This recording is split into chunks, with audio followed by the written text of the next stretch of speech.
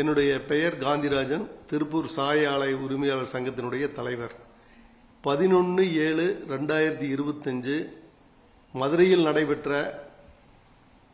நாம் தமிழர் கட்சியின் ஆடு மாடுகள் மாநாட்டில் கட்சியினுடைய தலைவர் மரியாதைக்குரிய சீமான் அவர்கள் இந்த மாதிரி விவசாயிகள் பாதிச்சிருக்காங்க, அதுபோக திருப்பூர் நொய்யல் ஆற்றில் சாயக்கழிவுகள் வருவதனால் ஆடு மாடுகள் தண்ணி குடிக்கிறதுக்கு தண்ணி இல்லை, நோய்வாய்ப்பட்டு போகுதுங்கிற மாதிரி பேட்டி கொடுத்திருந்தாங்க.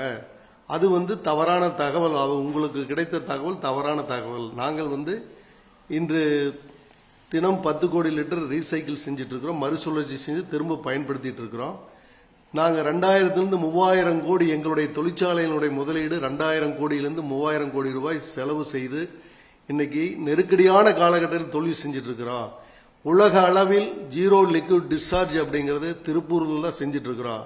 வேற இந்தியாவிலேயே வேற எந்த மாநிலத்திலும் ஜீரோ லிக்விட் டிஸ்சார்ஜ் முழுமையாக அமுல்படுத்தவில்லை. திருப்பூரில் நாங்கள் 100% செஞ்சுட்டு இருக்கிறோம். இந்த மாதிரி நேரத்தில் தலைவர்கள் அவர்களுடைய பேட்டி எங்களை கொஞ்சம் மனசை புண்படுத்துற மாதிரி இருக்குது. தயவு செஞ்சு தலைவர்கள் எந்த நேரமும் எங்களுடைய பொது சுத்திகரிப்பு நிலையங்களை பார்வையிடுவதற்கு நாங்கள் வரவேற்கிறோம். நீங்கள் கள ஆய்வு செஞ்சு நீங்கள் எங்களுக்கு சப்போர்ட் பண்ணணும். நாங்கள் இன்னைக்கு தொழில் செய்யறதே சிரமமான தொழில் போட்டியில, உலக அளவில் தொழில் போட்டியில இன்னைக்கு சாய தொழிற்சாலையை காப்பாற்றுறதுக்கு ரொம்ப சிரமப்பட்டு இருக்கிறோம். நீங்கள் தயவு செஞ்சு இனிமேல் எங்கள் இந்த மாதிரி சாய ஆலைகள் பத்தி நீங்க பார்க்கணும்னா எனி டைம் வர்றதுக்கு நாங்க உங்களை வரவேற்கிறோம். எல்லாமே கார்பரேஷன் லிமிட்ல இருக்கு. எல்லாமே இன்னைக்கு முதலீடுகள் பன்மடங்கு நவீன மிஷின்கள் போட்டு பன்மடங்கு இன்வெஸ்ட்மெண்ட் பண்ணி நடத்திட்டு இருக்கிறோம்.